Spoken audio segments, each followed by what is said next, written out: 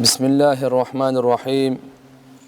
Elhamdülillah ve salatu ve selamu ala Resulillah amma ba'd. İslam tarixinden insan tarixindagi eng başı Adam aleyhissalam. Mına бүгүнкү күндө канча деген миллиард, канча чейин жашады, булардын бардыгы Адам алейхиссаламдан. Пайгамбарыбыз айткан, силер бардыгыңар атаңар Адам, Адам топурактан дейт.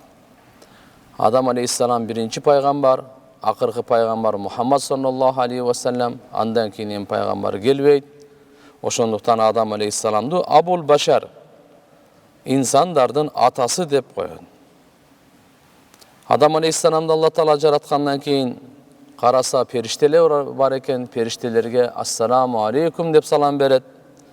Периштелер жообунда ва алейкум ассалам ва рахматуллах. Ошондон бери саламдашуу биздин мынакей күнүбүзгө чейин ушундай саламдашуу бар. Пайгамбарыбыздын мужизасынан Бухари шарифте келет, Анас разияллаху анху риваят. Пайгамбарыбыз Мухаммад алейхиссалам бир жолу Ухуд тоосуна өзү, Абу Бакыр, Умар, Усман төртөө чыкты эле. Ухуд тоосу титиреп турду.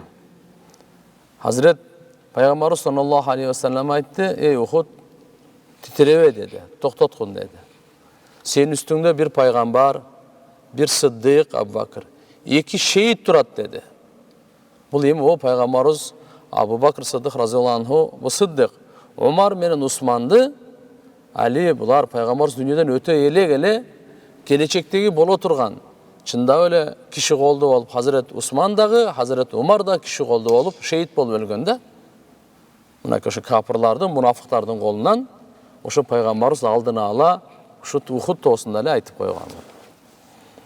Бир фарыз туурасында үйлөнгөндө аялга же кызга махр, калың бериш фарыз экен туугандар. Алла субханаху ва тааля Кур'ан-ы Каримде айтат: "Силер сөзсүз аял затына үйлөнгөнүңөрдөн кийин ошонун махр акысын бергиле, калыңын бергиле" деп. Кийин эгерде ал анча-мынчасын кечирип коюп же болбосо аз айтып койсо, анда бөлөк кеп. Бирок бул эркектин мойнунда карыз болуп калат. Сөзсүз эле ошол нике кыйган учурда бериш эмес, бир жылдан кийин берсе деле болот, бөлүп берсе деле болот. Кыскасы өлгөнгө чейин ошол калыңды, махрды берип коюш керек тугандар. Бир сүннөт туурасында Пайгамбарыбыз саллаллаху алейхи ва саллям тамак жегенде дасторкон салып жейт эле. Дасторконун үстүнө пайгамбар столдун үстүнө отуруп алып, же болбосо мындай тапчанын үстүнө отуруп алып жеген эмес экен да. Бу Сахих Бухариде риваят келет. Пайгамбарыбыз дайыма өзүн пас тутуп, Алла Тааланын кулу болуп, мындай жөнөкөй отуруп, ошондо да дасторкон салып жейт эле дейт. Мынакей дасторкон салып жеген берекелүү болот, бул сүннөт болот. Бир күнөө туурасында боюнан алдыруу бул ширктен кийинки эле чоң күнөө экен. Бухари шарифте келет, Ибн Масуд радияллаху анху риваят, бир киши пайгамбар саллаллаху алейхи ва салламга сурады: "Я Расулалла, Алланын алдында эң чоң күнөө кайсы?" Пайгамбарыбыз айтты: "Алла Таалага ширк келтирүү, болбосо Алла Таала аны жаратты эле" деди. Ал киши кийин экинчи суроону берди. Андан кийин кайсы дедиле? Пайгамбарыбыз айтты: "Балдарды өлтүрүү." Эмнеден? Ошо буну мен бага албаймын деп, жашоонун кыйынчылыгынан, тардыгынан ойлоп балдарды өлтүрүү. Ушул жерден айтат, мына 4 айдан кийин баланы алдырып коюу, боюнан түшүрүү туугандар. Кээ бирлер кыз болуп калса алдыртып коет.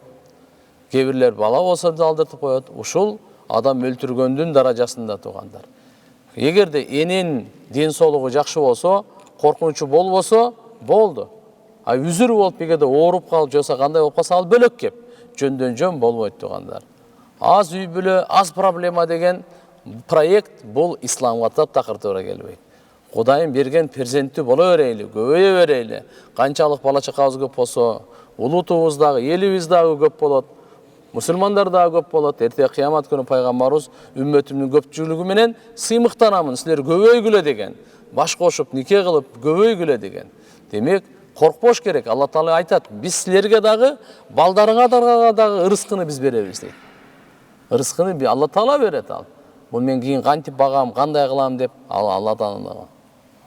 Жакшы таалим, тарбия берсек эле, Кудай кааласа ырыскысын Алла Таала өзү берет аны.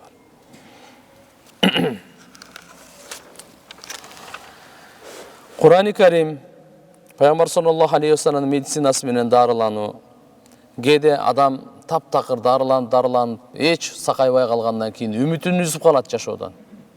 Ошондой эгерде абалга жетип калса, мынакей Робби анни массани дурру ва анта архамур рахимин деген дуаны көп окусун. Иншаалла бул дуанын сөзсүз пайдасы тиет дейт. Мынакей Аюп пайгамбар ушу дуаны кылды эле. О Роббум, мага ушундай катуу зыян жетип атат, кыйналып кеттим, оору жетип атат. Сен райым кылуучуларды райым кылуучусуң деп.